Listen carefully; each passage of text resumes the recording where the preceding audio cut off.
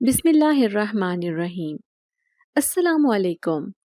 اس وقت میں قبرستان سے ہو کر گھر واپس جا رہی تھی۔ میرا معمول تھا کہ ہر جمعرات کو میں ابا کی قبر پر فاتحہ خوانی کرنے کے لیے ضرور جاتی تھی۔ آج بھی جمعرات کا دن تھا۔ اب مجھے گھر جاتے ہوئے مغرب کا وقت ہونے والا تھا۔ میں تیز تیز قدم اٹھاتے ہوئے گھر جا رہی تھی کہ کہیں ایسا نہ ہو کہ زیادہ دیر ہو جائے اور بھابھی کو باتیں بنانے کا موقع مل جائے۔ اگر میں دیر سے گھر جاتی تو ایک تو مجھے کام نپٹانے میں بھی زیادہ وقت لگتا اور دوسرا بھابھی سے بھی باتیں سننے کو ملتی، جو ایسی صورتحال میں اکثر ہی کہتی تھیں کہ میں نہ جانے کہاں جاتی ہوں، کہاں وقت گزارتی ہوں۔ ایک طلاق یافتہ لڑکی کو سوچ سمجھ کر قدم اٹھانا چاہیے۔ طلاق کے اس داغ نے مجھے کسی کے سامنے سر اٹھا کر چلنے کے قابل نہیں چھوڑا تھا۔ میں اپنی مرضی سے تو گویا سانس بھی نہیں لے سکتی تھی۔ جب بھی اپنی مرضی سے کوئی کام کرنے لگتی تو مجھے یہی طعنہ سننے کو ملتا کہ میں طلاق یافتہ ہوں، زندگی کی خوشیوں پر میرا کوئی حق نہیں ہے، اور میں وہیں پر دل محسوس کر رہ جاتی تھی۔ تیز تیز قدموں سے گھر پہنچنے والی تھی جب مجھے اپنے پیچھے سے آواز سنائی دی۔ پلٹ کر دیکھا تو وہاں پر ایک بچہ کھڑا تھا۔ وہ میرے لیے اجنبی تھا، مگر اس کے چہرے پر میرے لیے ایک مانوس سی مسکراہٹ اور آنکھوں میں میرے لیے اپنائیت نظر آ رہی تھی۔ مجھے کہنے لگا کہ یہ کھجوریں آپ لے لیں۔ اس کی بات پر میں حیران رہ گئی۔ میں نے اسے آج تک نہیں دیکھا تھا، اور وہ مجھے کھجوریں کس خوشی میں دے رہا تھا۔ تبھی وہ کہنے لگا کہ میری امی نے نیاز بانٹی ہے، سب لوگوں کو یہ کھجوریں دے رہے تھے، اب میرے پاس یہ آخری ڈبہ رہ گیا ہے۔ آپ مجھے نظر آئیں تو میں نے سوچا کہ یہ نیاز میں آپ کو دے دوں۔ میں نے اس کے ہاتھ سے کھجوریں لے لیں۔ اسے کہنے لگی کہ تمہارا بہت شکریہ۔ میں وہاں سے چل کر آگے آئی تو زلیخا مائی راستے میں کھڑی تھی۔ زلیخا مائی ہمارے گاؤں کی وہ عورت تھی جو کہ بہت غریب عورت تھی۔ وہ بیوہ تھی اور اس کی کوئی اولاد بھی نہیں تھی، اور اب وہ لوگوں سے مانگ کر گزارا کرتی تھی۔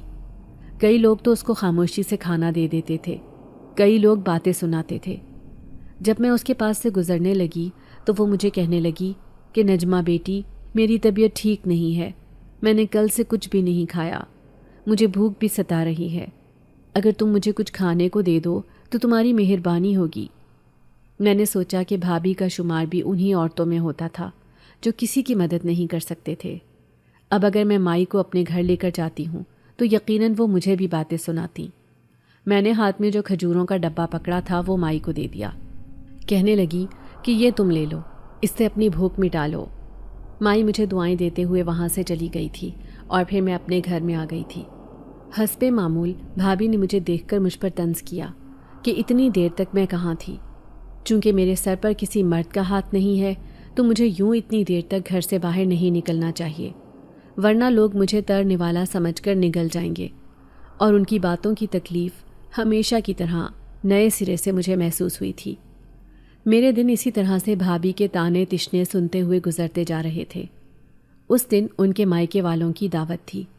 صبح سے ہی میں بھابھی کے کہنے پر مختلف کھانے پکا رہی تھی، اور وہ اپنے بچوں کو تیار کرنے میں مصروف تھی۔ انہوں نے ایک بار بھی کچن میں جھانک کر نہیں دیکھا تھا، بلکہ مجھے آرڈر دے کر وہ اپنے کمرے میں چلی گئی تھی۔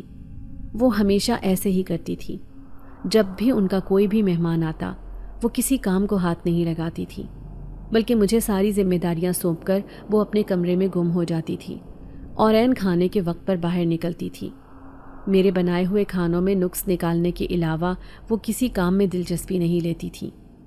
آج بھی میں کمر درد سے بری طرح تڑپ رہی تھی، مگر انہیں انکار کرنے کا مطلب تھا اپنے لیے عتاب کو آواز دینا، جو کہ میں نہیں کرنا چاہتی تھی، کیونکہ جب بھی وہ میرے ساتھ بدسلوکی کرتی تھی، مجھے برا بھلا کہتی تھیں، تو یہ سب دیکھ کر میری امی کو بہت تکلیف کا احساس ہوتا تھا، اور وہ بے بسی سے آنسو بہانے لگتی تھی۔ ان کی آنکھوں میں آنسو دیکھنا میرے لیے زندگی کا مشکل ترین مرحلہ ہوتا۔ جیسے ہی میں اپنے کمرے میں گئی تو بھابھی مجھے پکارنے لگی، نجمہ، ارے او نجمہ، کہاں ہو تم؟ میں بہت زیادہ تھک چکی تھی۔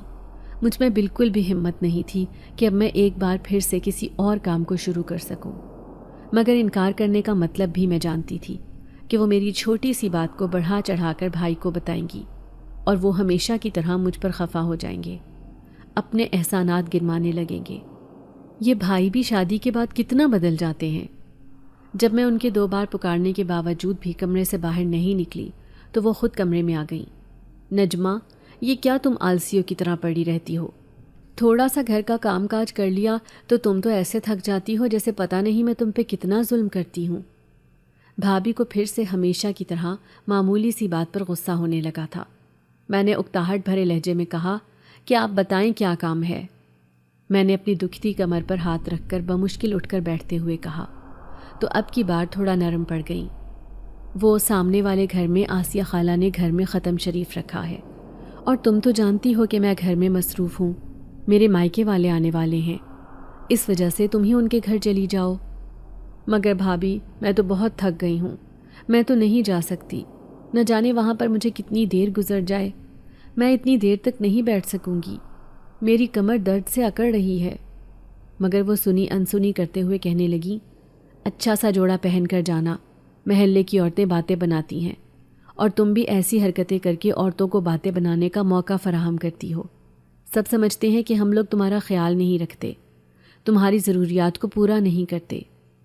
مارے باندھے میں اپنی جگہ سے اٹھ کھڑی ہوئی تھی، جانتی تھی کہ یہاں پر اب میری مرضی چلنے والی نہیں تھی، اور پھر جاتے ہوئے میں نے اماں کے کمرے میں جا کر انہیں بھی اطلاع دے دی تھی۔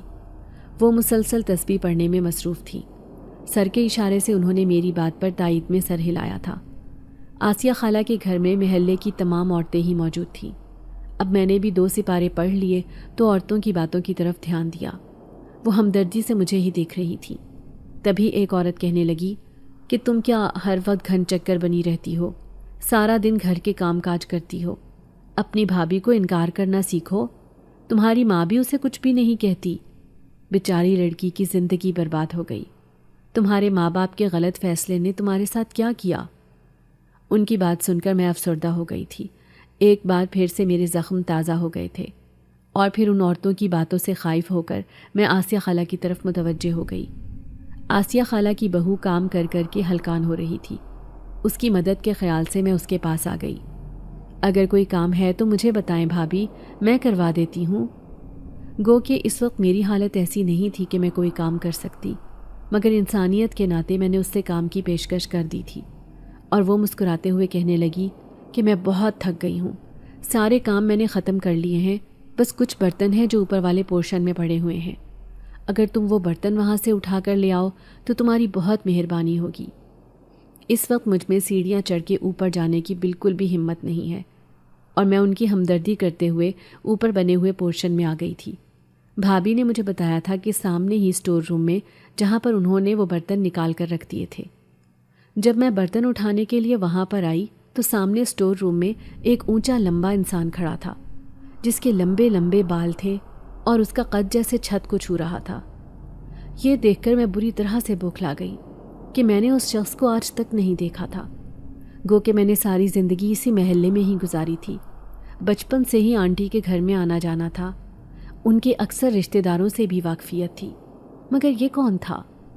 میں اسے دیکھ کر جھجک کر وہیں پر رک گئی۔ وہ اچانک سے میری طرف پلٹا اور مجھے مسکرا کر دیکھنے لگا۔ اس کے یوں مسکرا کر دیکھنے سے میں گڑبڑا کر رہ گئی تھی۔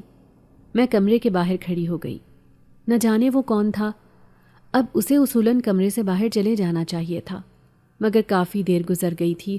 میں وہیں پر کھڑی انتظار کرتی رہی، مگر وہ کمرے سے باہر نہیں نکلا۔ تب میں نے اونچی آواز میں کہا کہ آپ یہاں سے باہر جائیں، مجھے یہاں سے کچھ سامان لینا ہے، مگر میری بات کے جواب میں بالکل خاموشی چھائی رہی۔ اب میں حیران رہ گئی کہ یہ شخص میری بات سن کر بھی کمرے سے باہر کیوں نہیں نکل رہا، کتنا ڈھیٹ انسان ہے یہ۔ اب جب میں غصے سے کمرے میں داخل ہوئی تو حیران ہی تو رہ گئی، کمرے میں تو کوئی بھی نہیں تھا، جبکہ اس کمرے سے باہر نکلنے کا صرف ایک ہی دروازہ تھا جہاں پہ میں کھڑی تھی، اور میں نے تو وہاں سے باہر کسی کو بھی نکلتے ہوئے نہیں دیکھا تھا۔ میں بری طرح سے حیران پریشان رہ گئی تھی۔ جلدی سے وہ سارے برتن اٹھا کر میں نیچے آئی تو بھابھی کہنے لگی کہ اب تم آرام سے بیٹھ جاؤ، مہمانوں سے کام کروانا اچھا نہیں لگتا۔ میں نے بھابھی کو بہت کہا کہ میں مہمان نہیں ہوں، میں آپ کی پڑوسی ہوں، اور پڑوسیوں کا تو بہت حق بنتا ہے، مگر وہ مسکراتے ہوئے مسلسل انکار کر رہی تھی، اور یوں بھی اب ان کی مدد کو ان کی اپنی رشتہ دار خواتین بھی آ گئی تھی۔ پھر مجھے بھی اصرار کرنا اچھا نہیں لگا، اور جب میں وہاں سے نکل کر باہر آئی تو میں نے ایک نظر سامنے اٹھا کر دیکھا۔ وہ پرانے برگد کے درخت کے پاس کھڑا تھا۔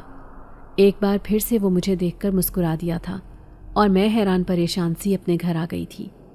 میں یہی سوچتی جا رہی تھی کہ نہ جانے وہ کون تھا۔ آج سے پہلے تو میں نے اسے خالہ کے گھر میں نہیں دیکھا تھا، بلکہ اس پورے محلے میں وہ مجھے کبھی بھی نظر نہیں آیا تھا۔ اور پھر میں اپنے روزمرہ کے کاموں میں بھی مصروف ہو گئی تھی۔ بھابھی اس وقت اپنے میکے والوں کے ساتھ اپنے کمرے میں موجود تھیں۔ امی حسب معمول اپنے کمرے میں تھیں۔ دروازے پر دستک کی آواز سنائی دی تھی۔ جب میں نے دروازہ کھولا تو سامنے ایک چھوٹا سا بچہ کھڑا تھا۔ آج بھی اس کے ہاتھ میں ایک چھوٹا سا ڈبہ تھا جس میں کچھ کھجوریں تھیں۔ مجھے کہنے لگا کہ یہ آپ کے لیے امی نے بھیجی ہیں۔ میں نے اس کے ہاتھ سے وہ کھجوروں کا ڈبہ لے لیا اور کمرے میں آ کر فریج میں رکھ دیا۔ نہ جانے یہ بچہ کون تھا۔ ہمارے محلے میں تو شاید یہ لوگ نئے آئے تھے، مگر یہ ہر روز نیاز کیوں بانٹتے ہیں؟ میں نے سوچا کہ امی سے پوچھوں گی کہ یہ کون لوگ ہیں، مگر امی سے اس بارے میں بات کرنے کا مجھے دھیان ہی نہیں رہا اور میں حسب معمول بھول کر کاموں میں مصروف ہو گئی تھی۔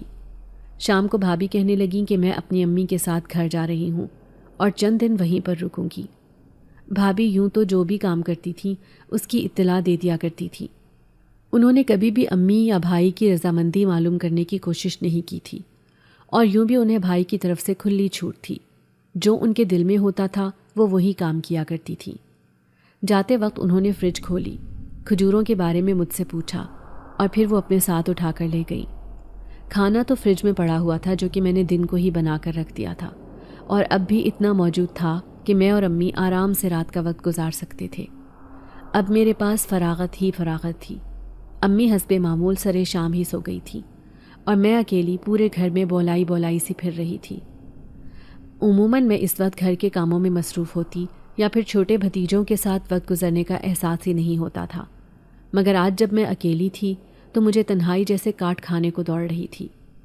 ہر بات پر مجھے اپنا گزرا ہوا وقت یاد آ رہا تھا جو کہ میری آنکھوں میں آنسو لا رہا تھا۔ میں اپنے کمرے سے نکل کر صحن میں آ گئی تھی اور اس وقت میرے ہاتھ میں تسبیح تھی، زبان پر اللہ کے نام کا ورد تھا۔ چہل قدمی کرنے کے دوران مجھے ایسے محسوس ہوا تھا جیسے ہماری چھت پر کوئی کھڑا ہو۔ یہ دیکھ کر میں بری طرح سے ڈر گئی تھی۔ اس وقت ہمارے گھر میں کون تھا؟ اب کی بار میں نے جب چھت کی طرف دیکھا تو وہاں پر مجھے ایک سایہ نظر آیا تھا، مگر پلک جھپکتے ہی وہ سایہ وہاں سے غائب ہو گیا تھا۔ میں نے اس بات کو اپنا وہم سمجھا اور سر جھٹک کر میں اپنے پرانے مشغلے میں مصروف ہو گئی تھی۔ اور پھر تھوڑی دیر کے بعد جب میری پھر سے نظر پڑی تو وہاں پر پھر سے ایک سایہ نظر آیا تھا۔ اب کی بار وہ سایہ وہیں پر کھڑا رہا تھا۔ اب ایسے لگ رہا تھا جیسے وہ مجھے اپنی جانب متوجہ کرنے کی کوشش کر رہا ہو۔ میرے تو پسینے چھوٹ پڑے تھے، کہیں کوئی چور تو گھر میں نہیں گھس آیا۔ امی کے کمرے میں گئی تو وہ بے خبر سو رہی تھی۔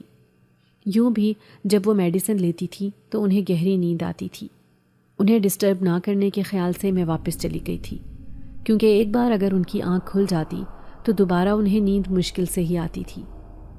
اب جب میں باہر نکلی تو چھت پر سے کسی کے ہنسنے بولنے کی آوازیں سنائی دے رہی تھیں، جیسے بہت سارے لوگ اور موجود ہوں اوپر۔ میرے دل میں تجسس بھی جاگ رہا تھا کہ یہ سب کیا ہے۔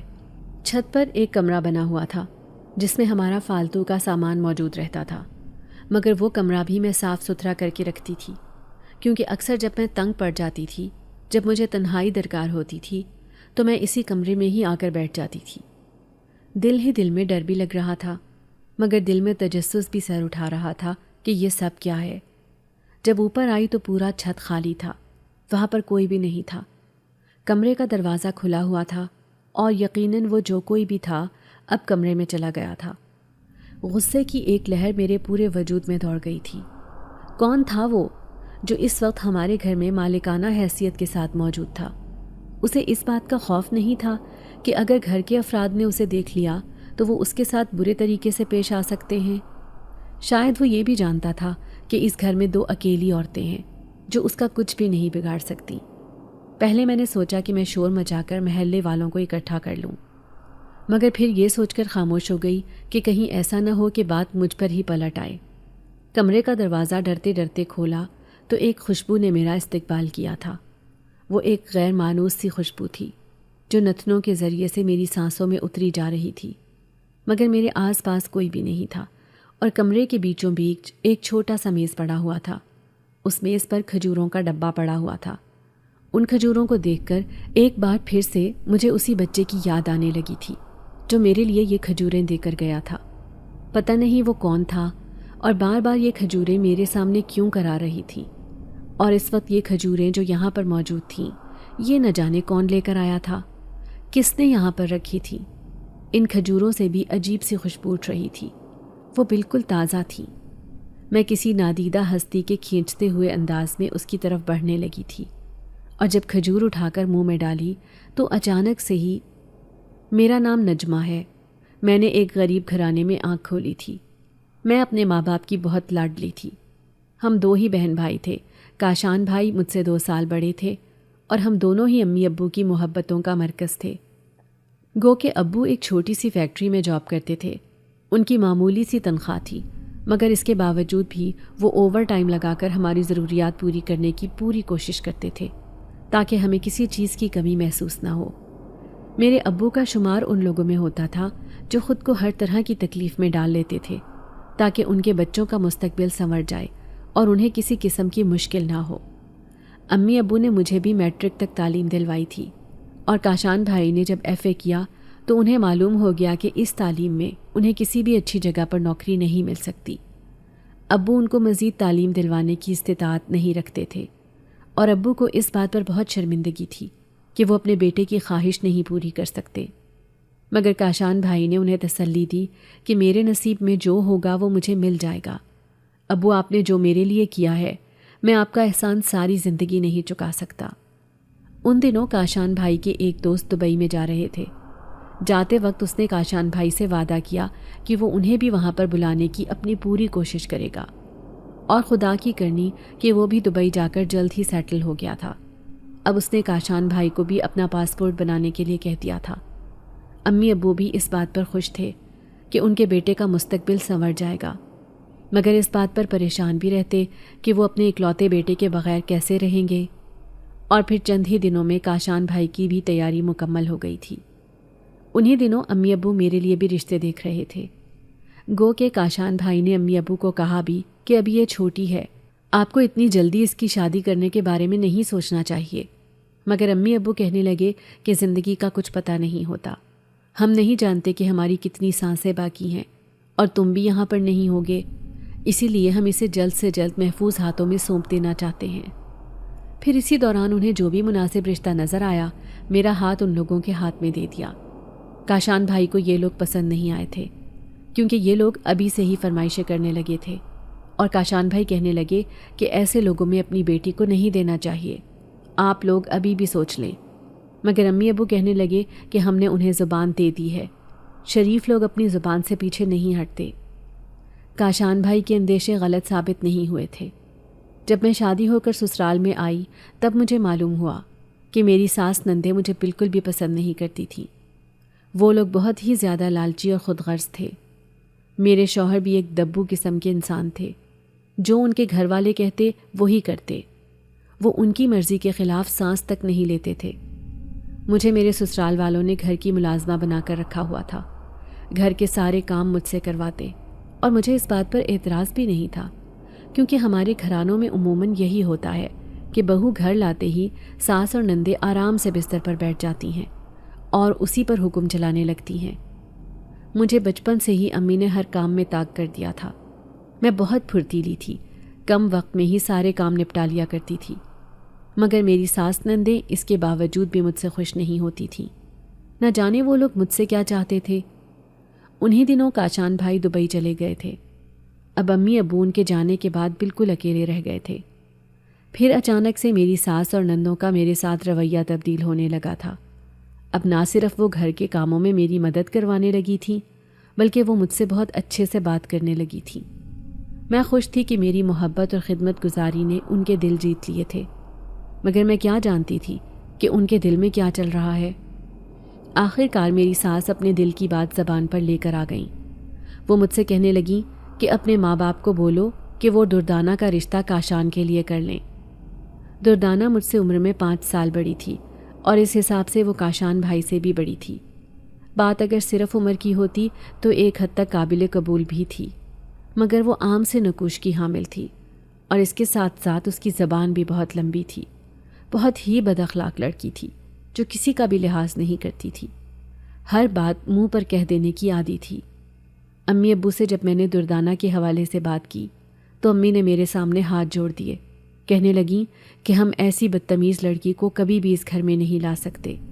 تم بھول گئی ہو کہ ان لوگوں نے تمہیں کتنی تکلیفیں دی ہیں اور اب اچانک سے وہ تمہارے ساتھ اچھی بن گئی ہیں، یہ صرف دکھاوا ہے۔ مگر جب میں نے اپنی ساس سے اس بات پر انکار کیا کہ کاشان بھائی اس شادی کے لیے نہیں مان رہے تو ان کا رویہ پھر سے بدل گیا اور وہ میرے ساتھ ویسے ہی پیش آنے لگیں جیسے پہلے تھیں۔ میرے شوہر بھی کسی بات پر نہیں بولتے تھے۔ اب میری ساس نے مجھے پہلے سے زیادہ تنگ کرنا شروع کر دیا تھا اور بار بار اسی بات پر زور دیتی کہ اپنے ماں باپ سے کہو کہ وہ دردانہ کا ہاتھ کاشان کے لیے مانگ لیں، اور کاشان بھائی بھی اس بات کے لیے بالکل بھی تیار نہیں تھے۔ وہ کسی اور لڑکی کو پسند کرتے تھے اور پھر ان کی خواہش پر ہی امی نے ان کا رشتہ طے کر دیا، اور اس دن میری ساس نے مجھ پر گھناؤنا الزام لگایا۔ میرے شوہر سے کہنے لگی کہ تمہاری بیوی کو میں نے رنگے ہاتھوں پکڑا ہے، یہ تمہارے ہوتے ہوئے غیر مردوں میں دلچسپی رکھتی ہے، اور آج تو سب کچھ میں نے اپنی آنکھوں سے دیکھ لیا ہے، کیا تم بھی ایسی بدکردار لڑکی کو اپنے نکاح میں رکھو گے؟ اور پھر میرے شوہر نے مجھ سے صفائی لیے بغیر، مجھ سے کوئی بھی بات پوچھے بغیر مجھے اسی وقت طلاق دے دی تھی۔ رات کے اندھیرے میں لٹے پٹے قدموں سے اپنے گھر واپس آئی تھی۔ امی نے جب میری حالت دیکھی تو وہ اپنا دل پکڑ کر رہ گئی۔ جب انہیں معلوم ہوا کہ میرے سسرال والوں نے مجھے طلاق دے دی ہے تب وہ بہت زیادہ روئی تھی، اور ابو سے بھی میرا غم برداشت نہیں ہوا تھا۔ یہ روگ ان کی جان لے گیا۔ ابو کی وفات پر بھائی یہیں پر آ گئے تھے، اور پھر جاتے وقت انہوں نے سادگی سے رضوانہ بھابھی کے ساتھ نکاح کیا اور بھابھی کو گھر میں لے آئے تھے۔ بھائی نے ہمیں جاتے وقت بہت سی نصیحتیں کی تھیں اور بہت سی تسلیاں بھی دی تھیں۔ کہنے لگے کہ رضوانہ بہت اچھی لڑکی ہے، وہ آپ لوگوں کا بہت خیال رکھے گی، آپ لوگوں کو کبھی کوئی تکلیف نہیں ہونے دے گی۔ رضوانہ ان کے دوست کی بہن تھی، نہ جانے کب سے وہ اسے پسند کرتے تھے۔ میں اور امی اس بات سے بے خبر تھے، مگر رضوانہ بھابھی کے بارے میں بھائی کا اندازہ بالکل غلط تھا۔ وہ اپنے مزاج اور عادات میں بالکل دردانہ جیسی ہی تھیں۔ سارے گھر کے کام مجھ سے کروانے کے بعد بھی اسے تسلی نہیں ہوتی تھی۔ اسے میرا اور امی کا وجود کھٹکتا رہتا تھا۔ امی تو اب اپنے کمرے کی ہی ہو کر رہ گئی تھی۔ وہ نہ کمرے سے باہر نکلتی تھی، نہ کسی بات میں بولتی تھی۔ میری حالت دیکھ دیکھ کر وہ کڑتی رہتی تھی۔ اس کے بعد میرے بہت سے رشتے آئے، مگر رضوانہ بھابھی نے ایک ایک کر کے ان تمام رشتوں میں کیڑے نکالنے شروع کر دیے، اور کاشان بھائی سے کہنے لگی کہ پہلے بھی ایک غلط فیصلے سے اس کی زندگی برباد ہو گئی تھی، اب میں امی کو جلد بازی میں کوئی فیصلہ بھی نہیں کرنے دوں گی۔ ان کے غلط فیصلے کا خمیازہ تو نجمہ کو ہی بھگتنا پڑے گا نا۔ دراصل ان کے ہاتھ میں میری صورت میں جو مفت کی ملازمہ تھی وہ اپنے ہاتھ سے نکلنے دینا نہیں چاہتی تھی۔ ان کے یکے بعد دیگرے 2 بچے بھی ہو گئے تھے، اور پھر ان کی ذمہ داریاں بھی مجھ پر آن پڑی تھیں۔ میرے جسم میں ہر وقت درد رہنے لگا تھا، تھکاوٹ سے میرا برا حال ہو گیا تھا۔ صبح میں گھر کے کاموں میں مصروف ہوتی تو رات گئے جا کر مجھے بستر نصیب ہوتا تھا۔ مجھے تو امی کے پاس بھی 2 گھڑی بیٹھنے کا وقت نہیں ملتا تھا۔ ہر دوسرے تیسرے دن رضوانہ بھابھی کے میکے میں سے کوئی نہ کوئی موجود ہوتا، ان کے لیے دعوتی کھانے پکتے تھے۔ میرے بھائی کی کمائی اسی طرح سے لٹائی جا رہی تھی کہ میں اور امی آنسو پینے کے علاوہ اور کچھ بھی نہیں کر سکتے تھے۔ جب سے میری ساس نے مجھ پر وہ گھناؤنا الزام لگایا تھا تب سے میں ڈر گئی تھی۔ میں کسی کو بھی خود پر بات کرنے کا موقع نہیں دینا چاہتی تھی۔ مجھے لگتا تھا کہ ہر کسی کے لیے میرے کردار پر بات کرنا آسان ہے، کیونکہ میرے سر پر باپ کا سایہ نہیں تھا، اور میرے شوہر نے مجھے خود دنیا میں لوگوں کی باتیں سننے کے لیے چھوڑ دیا تھا۔ اور اب جب میں نے چھت پر وہ سایہ دیکھا تو مجھے اسی بات کی فکر تھی کہ کہیں ایسا نہ ہو کہ پھر سے مجھے کوئی بات سننے کو مل جائے، مگر یہ شکر تھا کہ وہاں پر کوئی بھی موجود نہیں تھا۔ اور جب میں نے کھجور اپنے منہ میں ڈالی تو مجھے عجیب سی فرحت کا احساس ہوا تھا۔ ایسے لگ رہا تھا جیسے میرے جسم کے تمام درد مجھ سے دور ہو چکے ہوں، میرے سارے غم بھی دور ہو چکے ہوں۔ مجھے اپنے وجود میں ایک نئی تازگی محسوس ہو رہی تھی، اعتماد محسوس ہو رہا تھا۔ میں نے ایک طائرانہ نگاہ کمرے میں ڈالی، سب کچھ وہی تھا، مگر اس کے باوجود بھی کچھ نیا پن محسوس ہو رہا تھا۔ ایسے لگ رہا تھا جیسے یہاں پہ کوئی اور بھی موجود ہو جو مجھے دیکھ رہا ہو۔ اپنے چہرے پر کسی کی نظروں کی تپش کا احساس ہو رہا تھا، مگر مجھے اپنے علاوہ یہاں پر کوئی بھی نظر نہیں آ رہا تھا۔ میں پھر خاموشی سے چلتے ہوئے واپس آ گئی تھی اور بستر پر لیٹتے ہی مجھ پر نیند کی دیوی مہربان ہو گئی تھی۔ پھر اگلے دن صبح ہی میری آنکھ کھلی تھی۔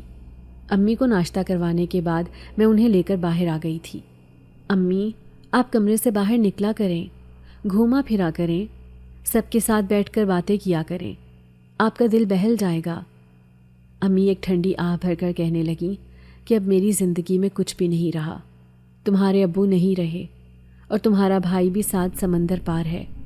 وہ کوئی بھی بات سمجھنے کے لیے تیار نہیں ہے، جو اس کی بیوی کہتی ہے اسے وہی صحیح لگتا ہے۔ اب مجھے بتاؤ بھلا میں کیا کروں؟ زندگی میں میرے پاس کچھ بھی نہیں رہا۔ اور میں پھر سے رونے لگی تھی۔ تبھی مجھے چھت پر پھر سے وہی سایہ نظر آیا تھا، وہی اونچا لمبا۔ اب جب میں نے اسے غور سے دیکھا تو یہ وہی شخص تھا جو میں نے اس دن خالہ آسیہ کے گھر دیکھا تھا۔ میرے رونگٹے کھڑے ہو گئے۔ یہ شخص کون تھا اور یہاں تک کیسے آیا؟ مجھے اچھے سے یاد تھا کہ دروازہ میں نے خود اچھے سے بند کیا ہوا تھا۔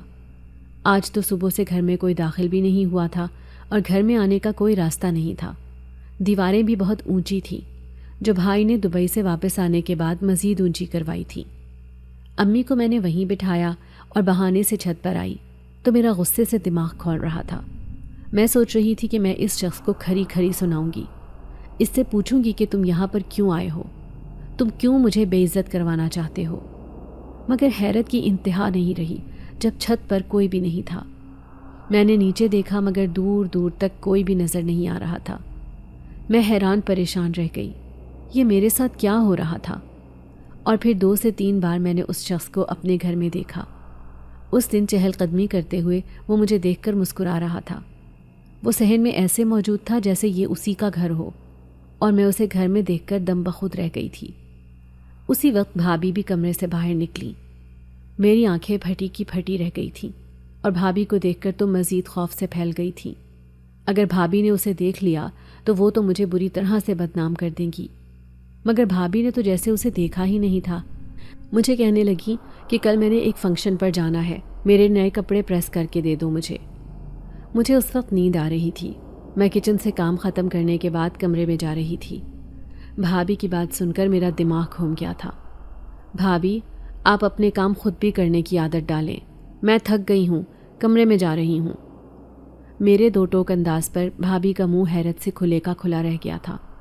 زندگی میں پہلی بار ہوا تھا جب میں نے انہیں کسی بات سے انکار کیا تھا، اور وہ بے یقینی سے مجھے دیکھتی رہ گئی۔ کیا کہا تم نے؟ جیسے انہوں نے میری بات نہیں سنی تھی۔ میں نے دوبارہ اپنی وہی بات دہرائی اور پھر اپنے کمرے میں آ گئی، مگر میں کیا جانتی تھی کہ وہ اس بات کو بڑھا چڑھا کر بھائی کو بتا دیں گی۔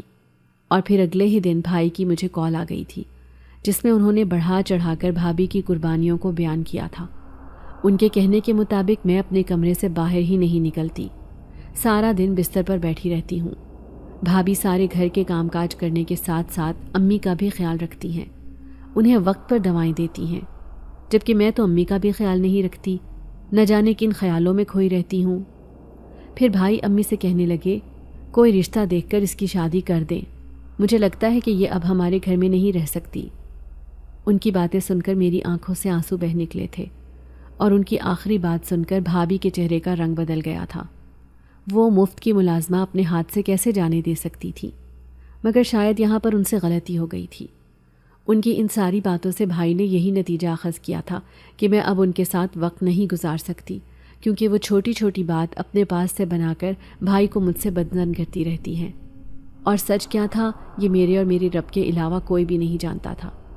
بھابھی کے لاکھ منع کرنے کے باوجود بھی بھائی خود واپس گھر آ گئے تھے، اور پھر انہوں نے رشتے والی سے کہہ کر میری جلد شادی کرنے کی تیاریاں بھی شروع کر دیں۔ بھابھی انہیں روکتی رہ گئی، مگر انہوں نے ایک نہیں سنی۔ امی اس بات پر خوش تھیں کہ اب میری بھابھی سے جان چھوٹنے والی تھی، میں اپنے گھر کی ہو جانے والی تھی، مگر انہیں یہ بھی ڈر تھا کہ اگر کہیں جلد بازی میں آ کر کوئی غلط فیصلہ نہ ہو جائے، کوئی ایسے لوگ نہ مجھے مل جائیں جو میرے قدردان نہ ہوں۔ مگر شاید میری آزمائشیں بھی ختم نہیں ہوئی تھیں، اور پھر ایک جگہ پر بھائی نے میرا رشتہ طے کر دیا تھا۔ پھر 2 ماہ کے بعد وہ لوگ مجھے اپنے گھر لے گئے تھے۔ یہاں پر بھی وہی کہانی پھر سے دہرائی جا رہی تھی جو میرے سسرال میں تھی۔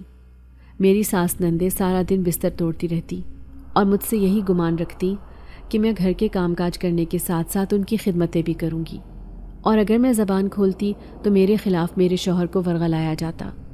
مگر یہاں پہ میرے شوہر کا رویہ مختلف تھا۔ وہ کوئی دبو قسم کے انسان نہیں تھے۔ ان کی بھی یہ دوسری شادی تھی۔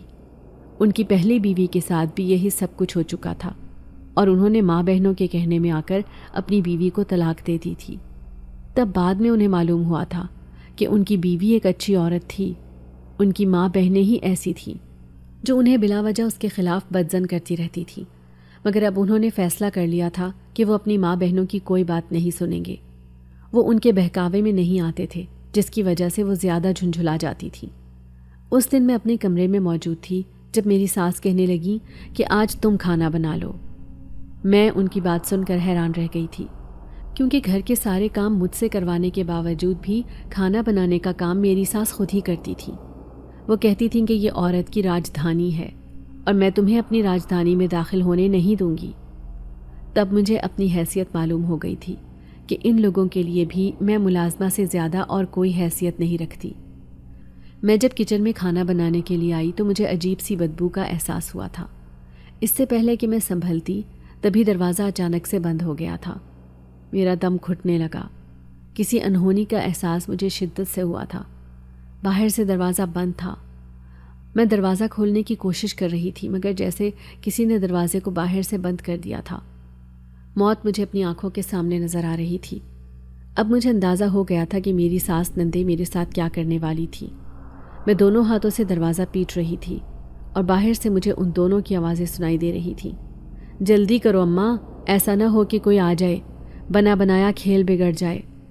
اور تبھی کھڑکی سے ایک جلتی ہوئی دیا سلائی میں نے کچن میں دیکھی تھی۔ پھر ایک دم آگ بھڑک اٹھی۔ اس آگ نے مجھے اپنے گھیرے میں لے لیا تھا۔ میرے منہ سے چیخیں نکلنے لگی تھیں۔ موت کو اپنے سامنے دیکھنا اور آگ میں جل کر مرنا اتنا آسان نہیں تھا۔ میں پھوٹ پھوٹ کر رو پڑی تھی۔ ان کے آگے منتیں کرنے لگی، مجھے باہر نکالو، مجھے مت مارو، میں مرنا نہیں چاہتی۔ مگر وہ تو جیسے کچھ سن ہی نہیں رہی تھی۔ تبھی میں نے دیکھا کہ اسی کھڑکی میں مجھے وہی مانوس چہرہ نظر آیا تھا۔ وہی بچہ تھا جس نے مجھے کھجوریں دی تھی، اور اس وقت اس کی آنکھوں میں غصہ نظر آ رہا تھا۔ ایک دم اس نے میری طرف ایک پانی کا پائپ پھینکا، پھر مجھ پر پانی کی پھوار برسنے لگی، اور دیکھتے ہی دیکھتے وہ آگ بجھنے لگی تھی۔ میرے وجود میں گویا ٹھنڈک سی اترتی جا رہی تھی۔ اب میرے ہاتھ پاؤں میں جلن بالکل ختم ہو گئی تھی، اور پھر آہستہ آہستہ میری آنکھیں بند ہونے لگی تھیں۔ مجھے اپنے آس پاس لوگوں کی آوازیں سنائی دینے لگی تھیں۔ تم لوگوں نے کیا کیا؟ اپنی بہو کو جلا دیا، مار دیا۔ کوئی اس کے شوہر کو فون کرو، اس کے شوہر کو بلاؤ کہ اس کی ماں بہنیں اس کی بیوی کو جان سے مار دیں گی، اسے زندہ نہیں چھوڑیں گی۔ ایسی ہی آوازیں سنتے سنتے میری آنکھوں کے سامنے اندھیرا چھا گیا تھا، اور میں آخری سوچ میرے دماغ میں یہی آئی تھی کہ یہ بچہ جس نے مجھے کھانے کو کھجوریں دی تھیں، اسی نے مجھے نئی زندگی دے دی۔ شاید میں اس کی وجہ سے آگ میں جل کر مرنے سے بچ گئی۔ جب میری آنکھ کھلی تو ہسپتال میں تھی۔ میرے پاس میری ماں بھی موجود تھی اور میرا شوہر بھی، جبکہ میری ساس اور نندے کہیں بھی نظر نہیں آ رہی تھی۔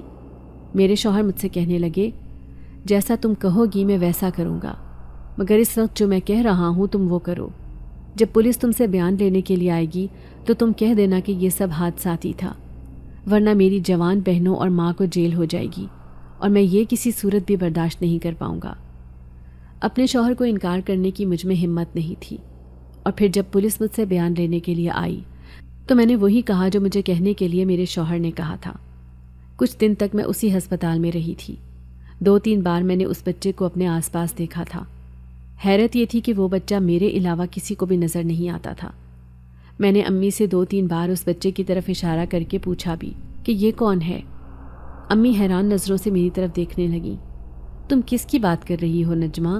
یہاں پر میرے اور تمہارے علاوہ کوئی بھی نہیں ہے۔ اور پھر میں نے ایک بار اس کو بھی دیکھا تھا، وہی انسان جو مجھے بہت بار نظر آیا تھا، اور میں اس کے بارے میں سوچتی رہ گئی تھی کہ وہ کون تھا۔ وہ عام انسانوں سے بہت ہی زیادہ لمبے قد کا تھا، اور اس کے چہرے پر بھی ایک مہربان مسکراہٹ رہتی تھی۔ اب جب اس کے بارے میں امی سے پوچھا تو وہ اپنا سر پکڑ کر رہ گئیں۔ نجمہ، مجھے لگتا ہے تمہارے سسرال والوں نے تم پر بہت ظلم کیا ہے. تم بہت وہمی ہو گئی ہو میری بچی. تمہیں وہ چیزیں نظر آنے لگی ہیں جن کا وجود ہی نہیں ہے. اب ان کی بات سن کر ٹپ ٹپ میری آنکھوں سے آنسو بہنے لگے تھے. اور پھر جب ڈاکٹر نے مجھے ڈسچارج کر دیا تب میرے شوہر میرے پاس آئے. سر جھکائے ہوئے کہنے لگے کہ میں گھر دیکھ رہا ہوں. جیسے ہی مجھے کوئی گھر ملا میں تمہیں وہاں پر لے کر جاؤں گا. اب میں تمہیں اپنی ماں اور بہنوں کے ساتھ نہیں رکھوں گا. میں اپنا گھر برباد نہیں کر سکتا. امی کہنے لگیں بیٹا میں تمہیں یہ کبھی نہیں کہوں گی کہ تم میری بیٹی کی وجہ سے اپنے گھر والوں کو چھوڑ دو. وہ تمہاری ماں ہے, ان کا تم پر حق بنتا ہے. مگر میرے شوہر کہنے لگے کہ آپ کی بات بالکل درست ہے, مگر اب میرے گھر والوں کو مجھ سے زیادہ بہتر نہیں جان سکتی. میری امی برداشت ہی نہیں کر سکتی کہ ان کا بیٹا ان کے علاوہ کسی اور کو توجہ دے, محبت دے. تبھی انہوں نے مجھ سے پہلی بیوی کو طلاق دلوا دی تھی, اور بعد میں مجھے اس بات کا احساس ہوا کہ میں نے اس کے ساتھ ظلم کیا. اب میں دوبارہ کسی کی بیٹی کے ساتھ ظلم نہیں کرنا چاہتا. آپ کی بیٹی کو انہوں نے جلانے کی کوشش کی. یہ تو شکر ہے کہ کھڑکی کھلی ہوئی تھی اور محلے کے ایک لڑکے نے دیکھ لیا اور سب لوگوں کو اس نے بتا دیا. وہ سب لوگ وہاں پر اکٹھے ہو گئے, ورنہ آج آپ کی بیٹی آپ کے سامنے زندہ سلامت نہ ہوتی. بات اس کی بھی ٹھیک تھی. اور پھر امی مجھے لے کر گھر آ گئی تھی. مگر بھابھی کا رویہ ویسا ہی تھا جیسا مجھے ان سے امید تھی. انہوں نے مجھ پر کسی کام کا بار نہیں ڈالا تھا. شاید اس وجہ سے کہ میری طبیعت خراب تھی اور میں ابھی ان کے کام کاج کرنے کے قابل نہیں تھی. مگر اب وہ امی پر حکم چلانے لگی تھی. چھوٹے چھوٹے کاموں کے لیے انہیں آوازیں دینے لگیں اور مجھے یہ سب اچھا نہیں لگتا تھا. ایک دن میں بھابھی سے الجھ پڑی. کہنے لگی کہ آپ کو زیب نہیں دیتا کہ آپ امی کو کام کرنے کے لیے کہیں. آپ اس گھر کی بہو ہیں اور یہ آپ کے فرائض بنتے ہیں. مگر تب بھابھی نے مجھے اور امی کو بہت سنائیں. وہ اس بات سے بے خبر تھیں کہ بھائی گھر پر ہی موجود ہیں, اور یہ سارا تماشا آج انہوں نے اپنی آنکھوں سے دیکھ لیا تھا. پچھلے کچھ دن پہلے بھائی دبئی سے ہمیشہ کے لیے واپس آ گئے تھے. وہ چاہتے تھے کہ اب وہ یہیں پر کاروبار کر لیں اور باقی کی زندگی یہیں پر گزاریں. مگر بھابھی اسی میں تھیں کہ وہ آج بھی کام کے سلسلے میں باہر گئے ہوئے ہیں, جبکہ وہ گھر میں ہی تھے اور انہوں نے بھابھی کی ساری باتیں سن لی تھیں. تب وہ غصے سے انہیں کہنے لگے کہ میں نہیں جانتا تھا کہ تم اتنی بدتمیز اور خود سر عورت ہو.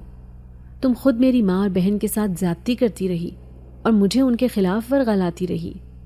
اب جب سارا سچ بھائی کے سامنے آ گیا تو انہوں نے امی سے بھی اپنے رویے کی معافی مانگی اور مجھے بھی کہنے لگے کہ میں نے انجانے میں تمہارے ساتھ بہت زیادتی کر دی تھی. اس عورت کی باتوں میں آ کر میں نے تمہیں غلط سمجھتا رہا. مجھے معاف کر دو. میرے دل میں بھائی کے لیے کسی قسم کا کوئی شکوہ نہیں تھا. میں جانتی تھی کہ وہ کانوں کے کچے ہیں اور جو کچھ بھابھی انہیں کہتی ہیں اسی کو سچ سمجھتے ہیں. پھر میرے شوہر بھی مجھے لینے کے لیے آ گئے تھے. کہنے لگے کہ گھر کا بندوبست کر لیا ہے, اب تم اپنے گھر میں سکون سے رہو گی. انہوں نے امی کو بھی جاتے جاتے پیشکش کی کہ وہ میرے ساتھ میرے گھر میں چلیں. مگر امی کہنے لگیں کہ مجھے داماد کے گھر رہنا اچھا نہیں لگتا. میری بیٹی اپنے گھر میں خوش ہے, میں اس بات پر مطمئن ہوں. اور واقعی یہ سچ بھی تھا. مجھے خوش اور مطمئن دیکھ کر امی کا چہرہ بھی پرسکون تھا. وہ اس بات پر خوش تھیں کہ میرا شوہر میرے ساتھ بہت اچھا تھا, خیال رکھنے والا تھا, احساس کرنے والا تھا. اور پھر جب میں نئے گھر میں آ کر شفٹ ہوئی تو میں اس کو سجانے سنوارنے میں مصروف ہو گئی تھی. اور اس کے بعد جب گھر میں نے ایک بار پھر اسی بچے کو دیکھا تو اب تو میں بری طرح سے خوفزدہ ہو گئی تھی, کیونکہ گھر میں میرے علاوہ اور کوئی بھی نہیں تھا. گھر میں داخل ہونے کا جو دروازہ تھا اسے میں نے اندر سے اچھی طرح سے بند کیا ہوا تھا. کوئی بھی گھر میں نہیں آ سکتا تھا. تو پھر یہ بچہ کہاں سے آ گیا؟ اور اس بچے نے پھر مجھے کہا وہ کھجوریں کھانے کے لیے دی تھیں. تو اب کی بار میں اسے کہنے لگی کون ہو تم اور یہ سب کیا ہے؟ کیوں تم مجھے بار بار کھجوریں لا کر دیتے ہو؟ کیا ہے ان کھجوروں میں؟ ڈرتے ڈرتے میرے منہ سے آواز نکلی تو وہ مسکرا کر کہنے لگا کہ آپ کو مجھ سے ڈرنے کی ضرورت نہیں ہے. یہ کھجوریں کھانے سے آپ کی زندگی کے سارے دکھ درد ختم ہو جائیں گے اور آپ خود کو تر و تازہ محسوس کریں گی. جیسے ہی میں نے وہ کھجور اس سے لے کر منہ میں ڈالی تو اچانک سے وہ بچہ وہاں سے غائب ہو گیا تھا. اب تو میرے ہاتھوں کے طوطے اڑ گئے تھے. مجھے بری طرح سے ڈر لگ رہا تھا. وہ کھجوروں کا ڈبہ میں نے فریج میں رکھ دیا تھا اور خود سر پکڑ کر بیٹھ گئی تھی کہ میرے ساتھ یہ سب کیا ہو رہا تھا. اس کے بعد 2 سے 3 بار پھر سے میں نے اس بچے کو گھر میں چلتے پھرتے دیکھا اور ایک دن میں نے ہمت کر کے اسے مخاطب کیا. تب وہ مجھے کہنے لگا کہ میں جنات میں سے ہوں۔ میں نے پہلی بار آپ کو تب دیکھا تھا جب آپ قبرستان سے روتے ہوئے واپس جا رہی تھی۔ تب میرے باپ نے مجھے کہا تھا کہ یہ کھجوریں لے کر میں آپ کو دے آؤں، اس سے آپ کے غم خوشیوں میں بدل جائیں گے اور آپ کو اندر سے راحت محسوس ہوگی۔ اور میرے علاوہ آپ کو جو نظر آتا ہے وہ میرے ابو ہی ہیں۔ ہم صرف آپ کی مدد کرنا چاہتے تھے، آپ کو نقصان نہیں پہنچانا چاہتے۔ آپ کو ہم سے ڈرنے کی کوئی ضرورت نہیں ہے۔ یہ کہہ کر وہ پھر سے وہاں سے غائب ہو گیا تھا۔ مجھے اپنی آنکھوں پر یقین نہیں آ رہا تھا، سمجھ نہیں آتی یہ سب کیا ہے۔ پھر وقت گزرنے کے ساتھ مجھے اس بات کی سمجھ آ گئی تھی کہ اس کی بات کا مطلب کیا تھا۔ پہلے جب میں پریشانیوں میں گھری ہوئی تھی، جسمانی لحاظ سے بیمار رہتی تھی، جسم میں درد رہتا تھا، کام کاج سے تھکن محسوس ہوتی تھی اور روحانی طور پر بھی ٹوٹی بکھری تھی، تب یہ کھجوریں کھانے سے میں خود کو تر و تازہ محسوس کرنے لگی تھی۔ میری ساری تکلیفیں دور ہو گئی تھیں، اور اب دوسری بار یہ کھجوریں کھانے سے مجھے اللہ نے خوشی کی خبر دکھا دی تھی۔ ان کھجوروں میں بہت برکت تھی۔ میں روزانہ ان میں سے کھجوریں نکال کر کھاتی تھی، مگر وہ کھجوریں ختم نہیں ہوتی تھیں۔ میرے شوہر بھی یہ کھجوریں لیتے تو کہتے کہ یہ بہت مزے کی ہیں، کہاں سے آئی ہیں؟ تب میں انہیں مسکرا کر کہتی تھی کہ یہ مجھے میری دوست نے دی تھی۔ اور پھر میں نے جب ایک بیٹے کو جنم دیا تھا تو میں اس دن بہت خوش تھی، کیونکہ میری زندگی مکمل ہو گئی تھی۔ اس دن کے بعد مجھے وہ شخص کبھی نظر نہیں آیا تھا، نہ ہی وہ بچہ میں نے دیکھا تھا، مگر وہ کھجوریں آج بھی میرے گھر میں موجود ہیں۔ اگر آپ کو آج کی ہماری کہانی پسند آئی ہے تو اسے لائک کیجیے اور اپنے پیاروں کے ساتھ شیئر کیجیے، اور ہاں، اگر آپ نے ابھی تک ہمارا چینل سبسکرائب نہیں کیا تو ضرور کیجیے۔ ملتے ہیں کل ایک نئی اور دلچسپ کہانی کے ساتھ، تب تک کے لیے اللہ حافظ۔